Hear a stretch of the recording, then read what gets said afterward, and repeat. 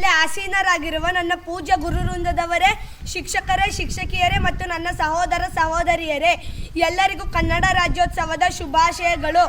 ಎಲ್ಲಾದರೂ ಇರು, ಎಂತಾದರೂ ಇರು, ಎಂದೆಂದಿಗೂ ನೀ ಕನ್ನಡವಾಗಿರು. ಕನ್ನಡಿಗರ ಹಬ್ಬ, ಕರುನಾಡ ಹಬ್ಬವೇ ನವೆಂಬರ್ 1 ಕನ್ನಡ ರಾಜ್ಯೋತ್ಸವ.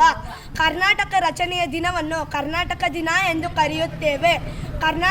ಕನ್ನಡ ರಾಜ್ಯೋತ್ಸವವನ್ನು ಆಚರಿಸುವ ಉದ್ದೇಶ 1956 ನೈಋತ್ಯ ಭಾರತದ ಎಲ್ಲ ಕನ್ನಡ ಭಾಷೆ ಮಾತನಾಡುವ ಪ್ರದೇಶಗಳನ್ನು ಮತ್ತು ಕನ್ನಡ ರಾಜ್ಯವನ್ನು ರೂಪಿಸಲು ವಿಲೀನಗೊಳಿಸಿದ ದಿನ.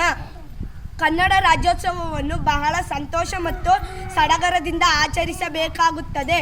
ಮೈಸೂರು ರಚನೆಯಾಗಲು ಅವಕಾಶ ನೀಡಿದ ನವೆಂಬರ್ 1, 1956ರಂದು ಮೈಸೂರು ರಚನೆಯಾಯಿತು.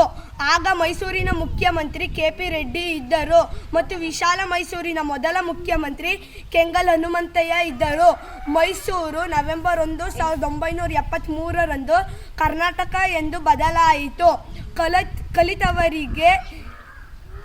ಕಲಿತವರಿಗೆ ಅಮೃತ, ನೆನೆದವರಿಗೆ ನೆರಳು, ಅಂದವರಿಗೆ ದಾರಿದೀಪ, ಅಪ್ಪಿಕೋ ಕನ್ನಡವ ಎಂದು ಹೇಳುತ್ತಾ ನನ್ನ ಈ ಪುಟ್ಟ ಭಾಷಣವನ್ನು ಮುಗಿಸುತ್ತಿದ್ದೇನೆ.